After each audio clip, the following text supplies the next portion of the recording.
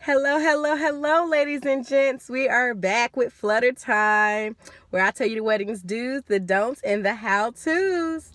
Today's topic of discussion is how to make a wedding budget.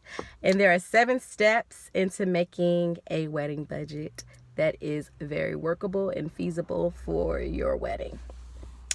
So before we jump right on into it, like y'all know I always do, I just want to thank everyone for the questions, the requests.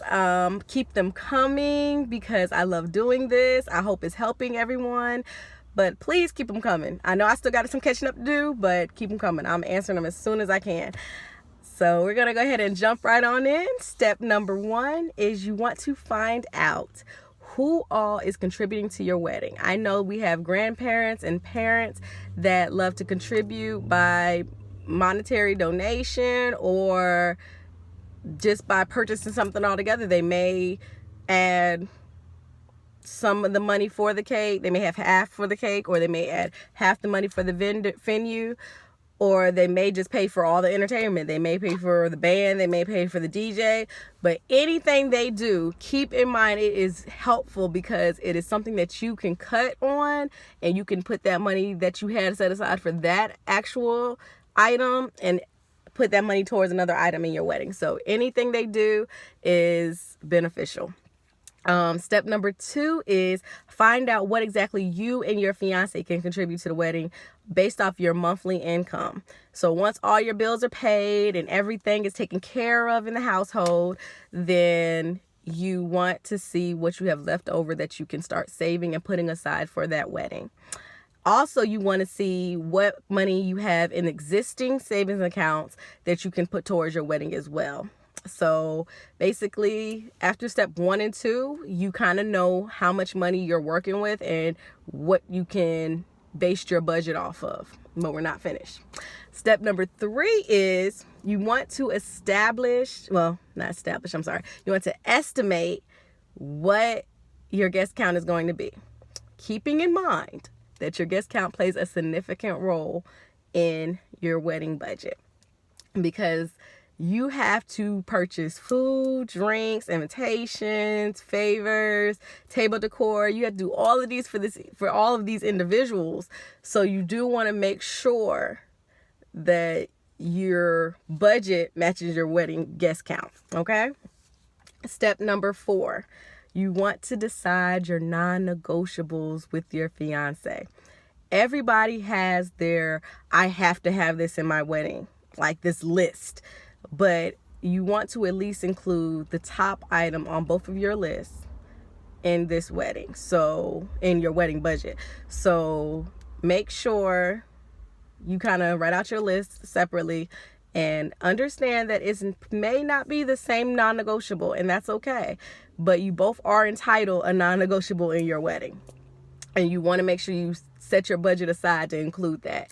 Non-negotiables can be anything from, I have to have a videographer because I know those moments I'm going to be mad at you and we're going to get into it. I want to be able to play back our wedding video and remind myself all the reasons I said yes to you. Or it could be a traditional item that you've seen couples before you used or had at their wedding, and you've seen how much luck or good fortune it brought, and you feel like it will do the same for your marriage, and you want to include that. So anything it could be, just know that you both are entitled to that, and you both should include that in your budget.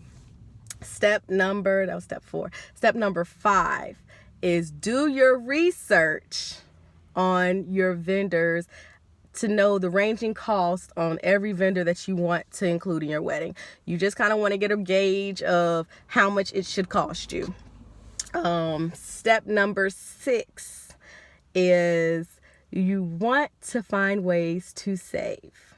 Now, keep in mind that there are plenty of ways to save. Vendors do specials all the time around holidays or anything, and you want to jump on those specials, especially if it's a vendor that you really want to use. You want to jump on those specials and take advantage of that.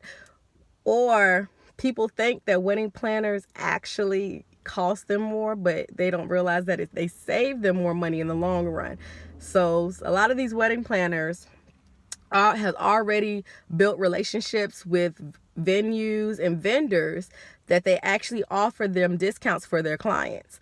So getting a wedding planner actually may save you in the long run instead of costing you more. And step number 7, final step. This is probably the hardest step. You have to sit down and be real with yourself and decide what needs to stay and what needs to go. Now, granted, if you feel that everything needs to stay, then it's something within your budget that's in your at-home budget that you may need to include, that need to probably get deleted or needs to be what's the word? Not really deleted, but stuff that you may need to work around that you can cut at home, that you can actually save that money and put towards your wedding. So if you feel that everything is non-negotiable and it has to stay, then it's other ways, or picking up extra hours, other ways you can do to get that extra income in order to pay for it. But if you're stuck on that wedding budget and you don't want to exceed it, then it's just time to sit down and decide how you're going to cut some stuff and be able to keep everything within your budget. So I hope that helped everybody. Until next time, cocoon hugs and butterfly kisses. See y'all later.